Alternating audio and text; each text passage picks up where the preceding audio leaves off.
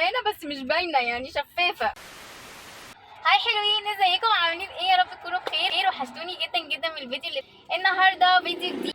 النهارده هجرب المخبوزات اللي في سعودي. اللي ما يعرفش سعودي، هو سوبر ماركت كبير زي كارفور كده، وفي كل حاجه، كمان اكل جاهز، مخبوزات وعصاير جاهزه وصوصات وحاجات حلوه كتير. بحب جدا جدا حاجات سعودي. قلت هجرب معاكم النهارده شويه مخبوزات من عنده. طبعا عنده انواع كتير، فانا جبت شويه حاجات النهارده كده هجربها معاكم دلوقتي. قبل ما ابدا الفيديو ما تنسوش تحطوا لايك وتشتركوا في القناه وتفعلوا الجرس وتكتبوا لي كومنتات حلوه كده زيكم، وكمان تدعموا القناه عشان تكبر واظهر معاكم في اقرب وقت. ويلا نبدا الفيديو على طول. تعالوا نبدا اول حاجه بالمخبوزات الحلوه اللي عنده. تعالوا كده هنفتح العلبه دي ونشوف جواها ايه.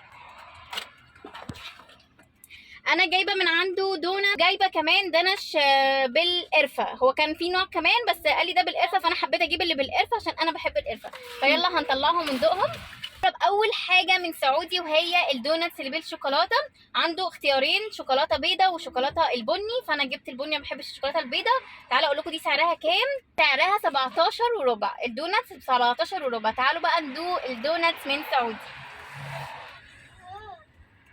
هو حلو مش باين. بتاع اليوم النهارده العجينه مش احسن حاجه، مش الواو يعني. الشوكولاته اللي بره بصراحه عجبتني جدا جدا، طعمها حلو قوي. شوكولاته كده الكاكاو فيها عالي، فهقيم الدونت بتاع سعودي له 8 من 10.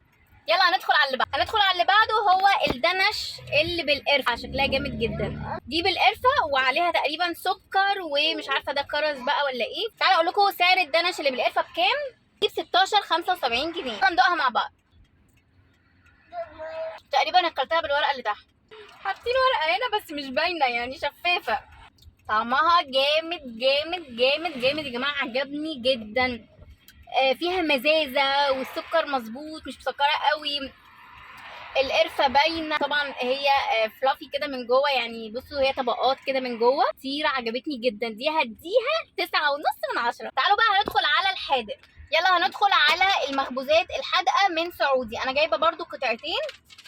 جايبه واحده فطيره شاميه، هي اسمها كده فطيره شاميه تقريبا، دي اللي هي مشكل جبن.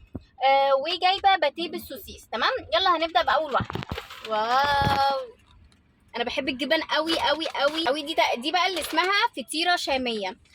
دي مشكل جبن وعليها زعتر.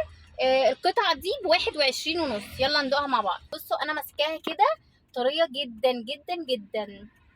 يلا ندوقها. بصوا انا قربت اخلصها من حلاوتها بصراحه. تحفه يا جماعه، تحفه تحفه. دي بقى اللي انا انبهرت بيها، ودي بقى اللي هديها 10 من 10. العجينه يعني انا مش عارفه، عايزه اوريها لكم. العجينه هشه جدا وطريه جدا، عامله زي عجينه البريوش اللي انا كنت جايباها قبل كده وصورته لكم فيديو صغير كده. العجينه فظيعه. مشكل الجبن اللي هنا خطير، اللي يروح لازم يجربها، جميله جدا. ندخل على رابع حاجه معانا من سعودي، وهي باتيه بالسوسيس. باتيه بالسوسيس ب20 جنيه.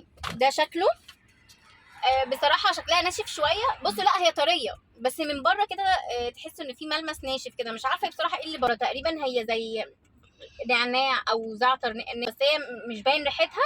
يلا هنفتحه ونشوف طعمه هيبقى عامل ازاي. تعالوا بقى افتحه من جوه. ده شكل السوسيس اهو باين، وشكل العجينه حلوه قوي. يا رب يطلع طعمها حلو. يلا ندوق. ايه اللي بالسوسيس ده؟ السوسيس اللي جوه الكواليتي بتاعته حلوه، جودته عاليه، طعم حلو جدا جدا. السوسيس اللي عجبني اكتر كمان من الباتيه نفسه، من العجينه نفسها.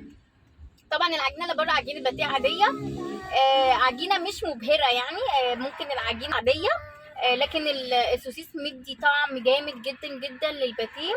فانا بصراحه برضو عجبني. ده هديله 9 من 10 علشان الكواليتي بتاعت السوسيس. الباتيه نفسه متوسط. ده كان تقييمي المخبوزات سعودي. بصراحه يا جماعه الحاجات عنده فعلا فعلا جودتها حلوه جدا. عنده مخبوزات كمان. لو حبيتوا الفيديو ده قولوا لي كملي بقيه المخبوزات اللي عنده، عشان عنده حاجات كتير وعنده تشكيله كبيره. وبس كده انا خلصت الفيديو بتاعي النهارده، ويا رب يكون عجبكم وتسليتوا معايا واستفدتم. وما تنسوش تحطوا لايك قبل ما تخرجوا من الفيديو. استنوني فيديوهات جديده، وباي باي.